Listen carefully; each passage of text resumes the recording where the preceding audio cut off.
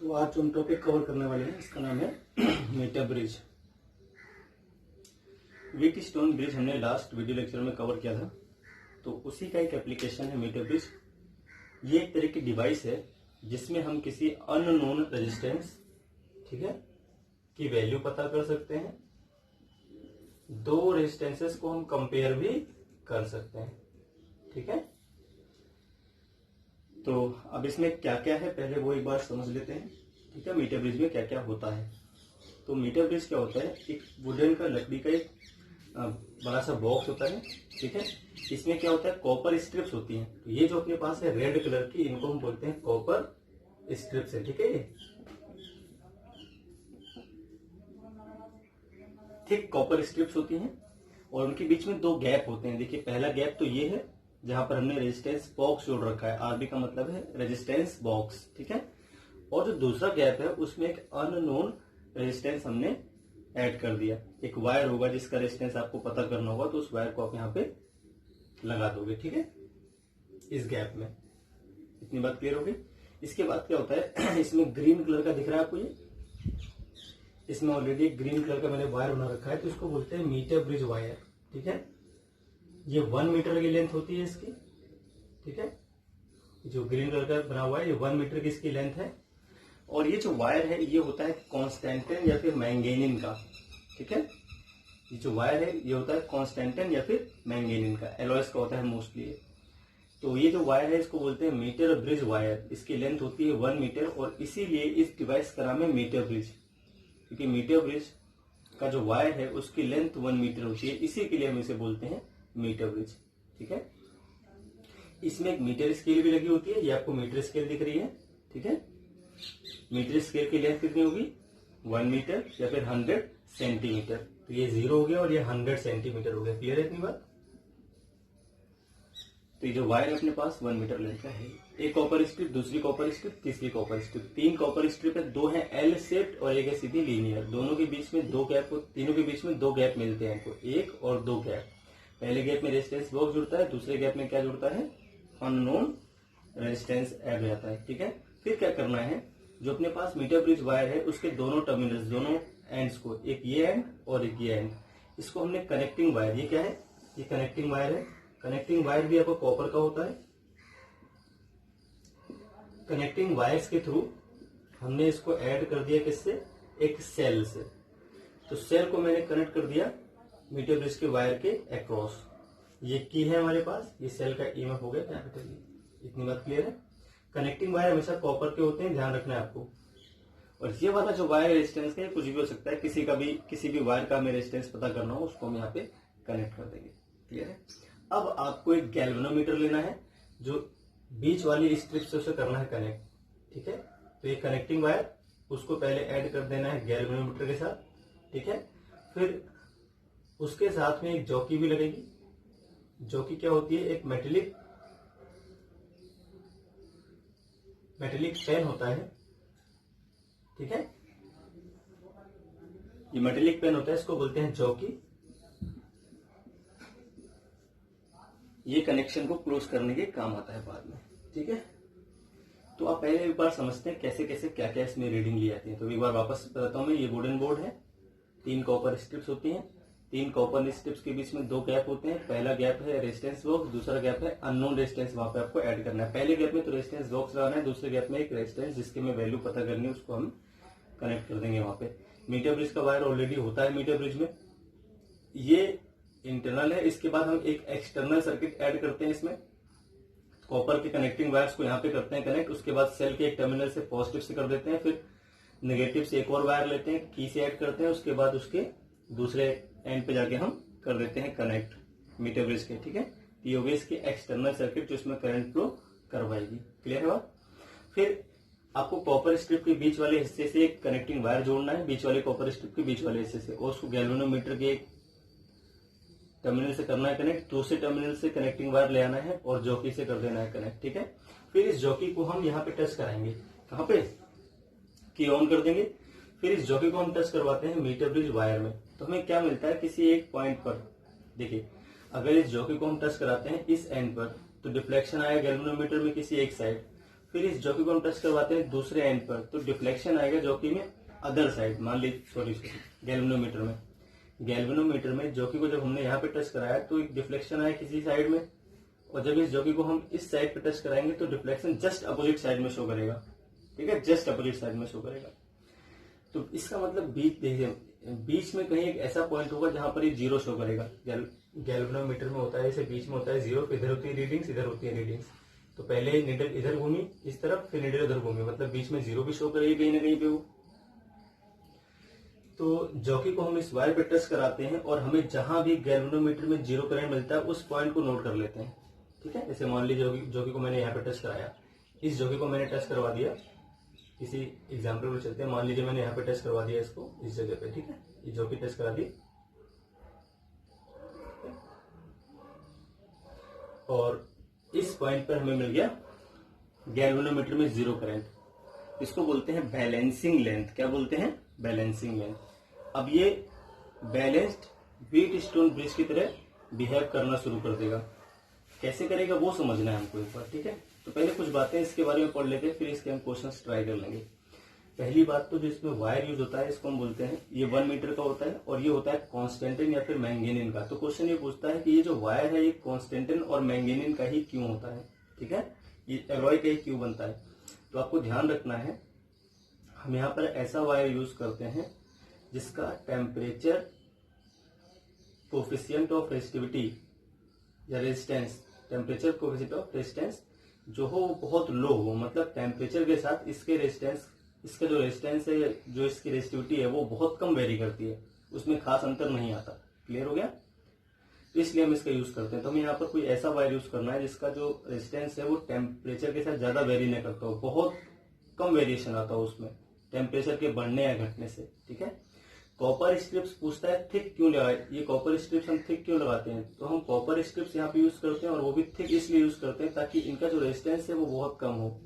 तो अपने सर्किट में इनके रेजिस्टेंस को कैलकुलेट नहीं करेंगे, तो इनका रेजिस्टेंस जो होगा वो रेजिस्टेंस बॉक्स और इस वायर के रेजिस्टेंस के कंपैरिजन में इग्नोरेबल हो जाएगा। एक तो एक थिक है और एक कॉपर की है, तो कॉपर रेजिस्टेंस ऑलरेडी बहुत कम होता है और थिक होने के बाद तो और कम हो जाएगा। थिक कॉपर स्ट्रिप्स इसलिए यूज करते हैं ताकि रेजिस्टेंस उनका हमें सर्किट में ऐड न करना पड़े। हम सिर्फ ये रेजिस्टेंस लेंगे और ये रेजिस्टेंस लेंगे और इस वायर का रेजिस्टेंस लेंगे। ठीक है, यहाँ पर भी कॉपर वायर लेते हैं। कनेक्टिंग वायर्स कॉपर वायर के क्यों होते हैं? ताकि उनका रेजिस्टेंस हमें काउंट न करना पड़े। कॉपर वायर का रेजिस्टेंस बाकी सभी वायर के रेजिस्टेंस से बहुत कम होता है, इसको भी हम इग्नोर कर सकते हैं। ठीक है, तो 3 क्वेश्चन हो गए अपने पास। एक तो ये वायर कॉन्स्टेंटिन और मैंगनीन का क्यों बनता है, ताकि उसकी जो टेम्परेचर कोएफिशिएंट ऑफ रेजिस्टेंस है वो बहुत लो रहे, और जो कॉपर स्ट्रिप है थिक बनाई जाती है क्योंकि इनका रेजिस्टेंस काउंट न करना पड़े हमें सर्किट में, और कनेक्टिंग वायर्स भी कॉपर्स के होते हैं ताकि इनके रेजिस्टेंस को हमें काउंट न करना पड़े सर्किट में। इतनी बात आप क्लियर हो गई। चलिए अब हम बात कर लेते हैं कि कैसे व्हीटस्टोन ब्रिज बन रहा है। देखिए अब अगर हम ध्यान से देखें तो एक रेजिस्टेंस इसको मान लेते हैं R1, इसको मान लेते हैं थोड़ी देर के लिए R2। ठीक है, 2 रेजिस्टेंस तो हमें साफ दिख रहे हैं, एक तो हो गया आपका R1 और दूसरा हो गया आपका R2। ठीक है, R1 R2 हो गया। अब यहाँ पर हमें 2 रेजिस्टेंस दिखाई पड़ेंगे जहां पर जॉकी टच कराए मैंने, तो इधर की लेंथ हो गई L1, यहां से यहां तक की लेंथ क्या मान ली जाएगी L1, जहां पर टच कर रहा है वो लेंथ L1, और उसके बाद जो लेंथ आएगी वो हो जाएगी आपकी L2। क्लियर है? अब आप ध्यान दो तो ये 100 है, इसकी पूरी लेंथ क्या है 100 सेंटीमीटर। तो अगर ये लेंथ L है, L1 को अगर हम L मान लेते हैं थोड़ी देर के लिए, तो L2 क्या आ जाएगी भाई, L2 आ जाएगी 100 minus L centimetre, 100 minus L centimetre, L centimetre ये होगी और 100 माइनस L सेंटीमीटर आपकी L2 हो गई। ठीक है, जो वायर है अपने पास मीटर ब्रिज वायर, अगर उसके यूनिट लेंथ की रेजिस्टेंस को हम स्मॉल r से करते हैं डिनोट। ठीक है, मैंने माना जो अपने पास वायर है मीटर ब्रिज वायर, उसके जो यूनिट लेंथ का रेजिस्टेंस है, ठीक है, यूनिट लेंथ का जो रेजिस्टेंस है वो है स्मॉल r। ठीक है, स्मॉल r आ गया। ठीक है, तो L1 लेंथ का रेजिस्टेंस क्या आएगा, तो यहां पर हम मान लेंगे वो क्या है भैया, ये है R3।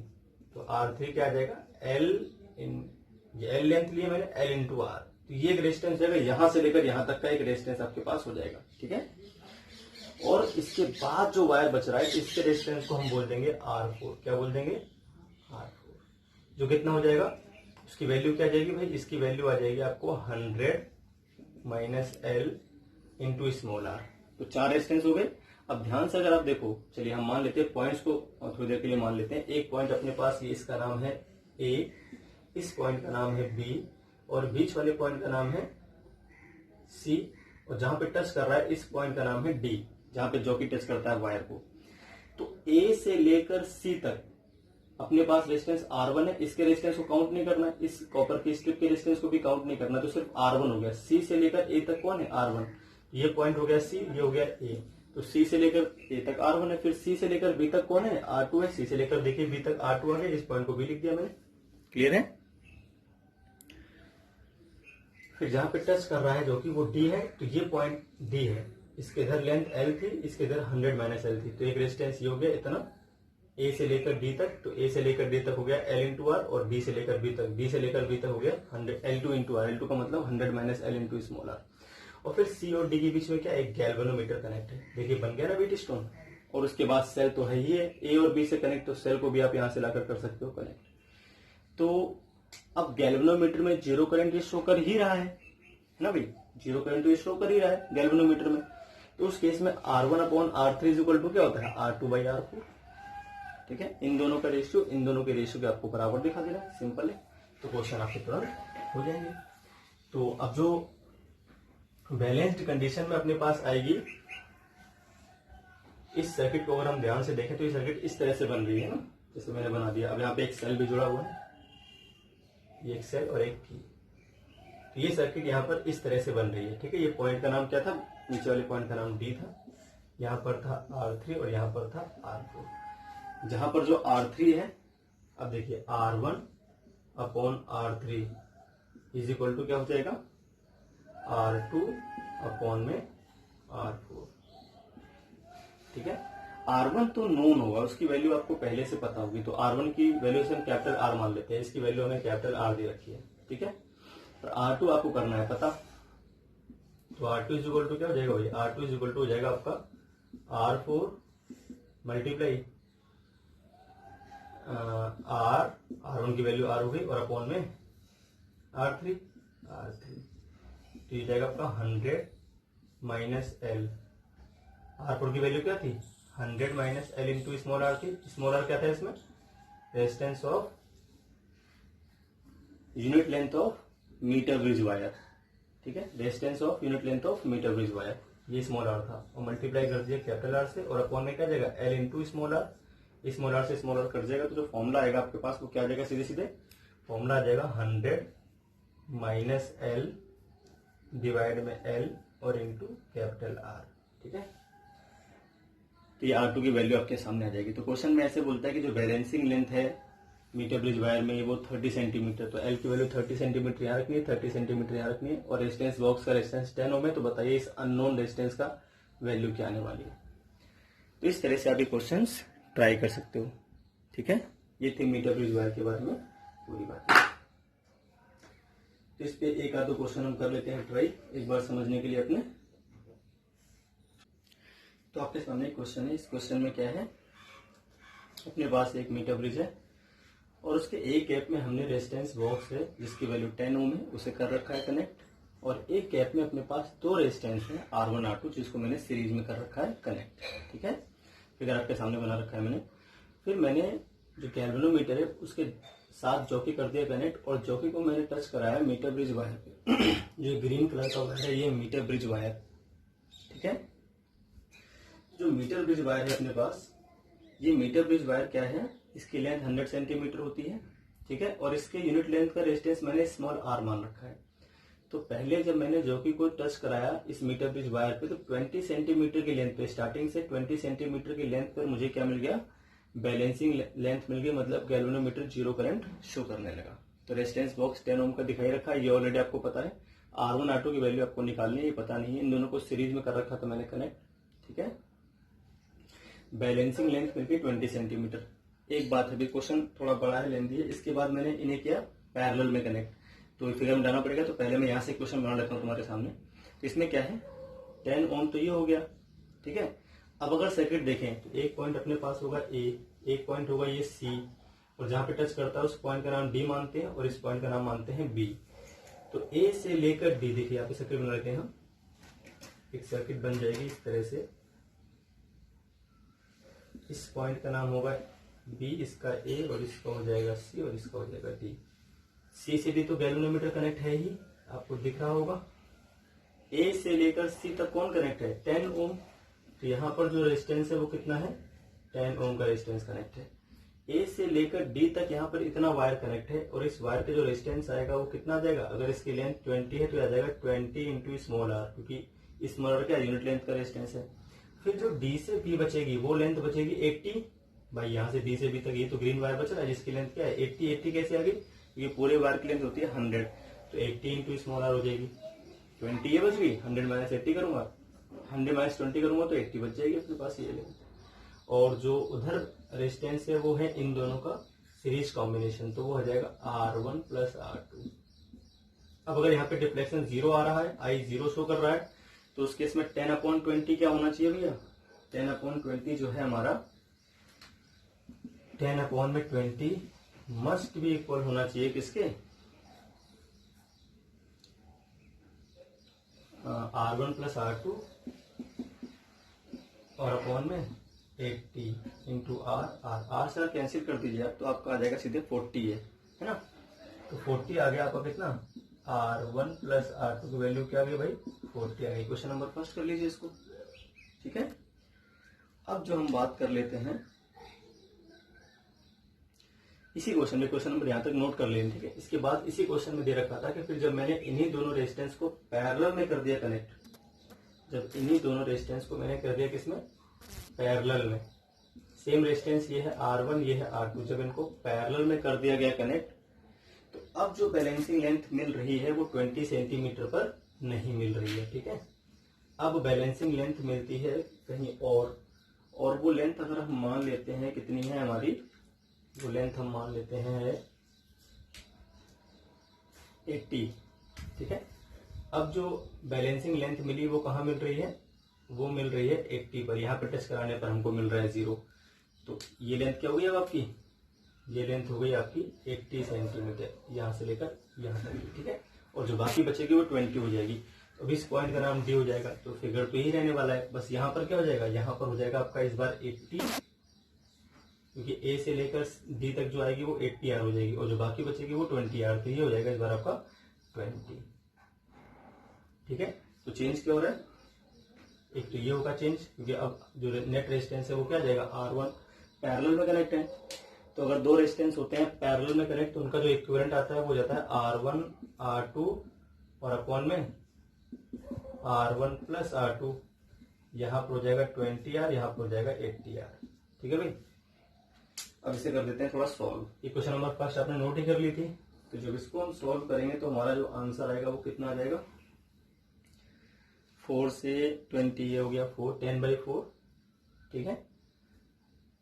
तो ये आ गया 10/4, 10/4 इज इक्वल टू हो गया R1 R2 अपॉन में R1 प्लस R2, ठीक है।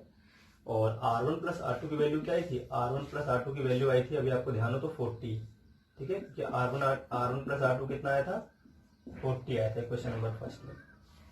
तो यहां से अगर हम देखें तो R1 R2 की वैल्यू क्या आ जाएगी भाई, 100 आ जाएगी।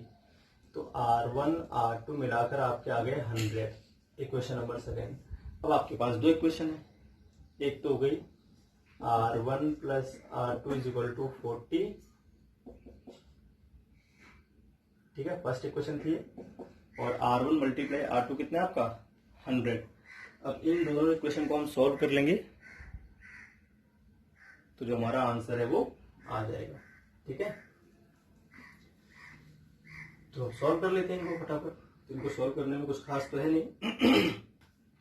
एक तो ये हो गया R1 प्लस R2, तो R1 माइनस R2 कितना आ जाएगा, R1 प्लस R2 का whole square minus 4R1 R2, R1 plus R2 का होल स्क्वायर हो जाएगा आपका 1600, माइनस 4 इंटू 100 करूंगा तो 400 आ जाएगा, ठीक है।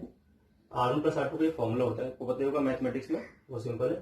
तो ये कितना हो गया, 1200 बच गया, 1200 का मतलब हो गया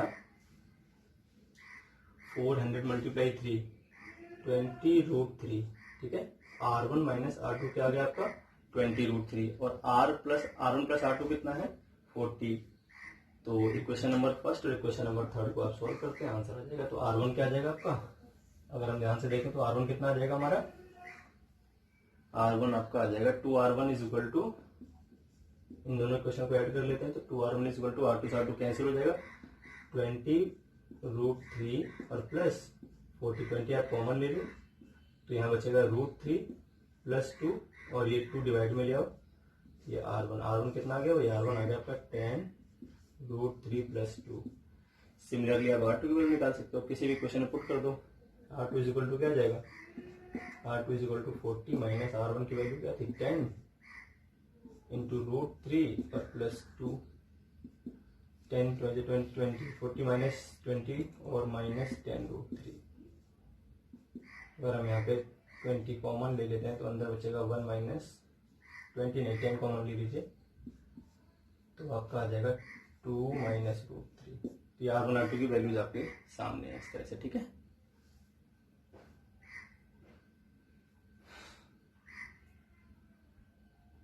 तो इन्हें सॉल्व कर लेंगे और आंसर्स अपने आ जाएंगे। ओके,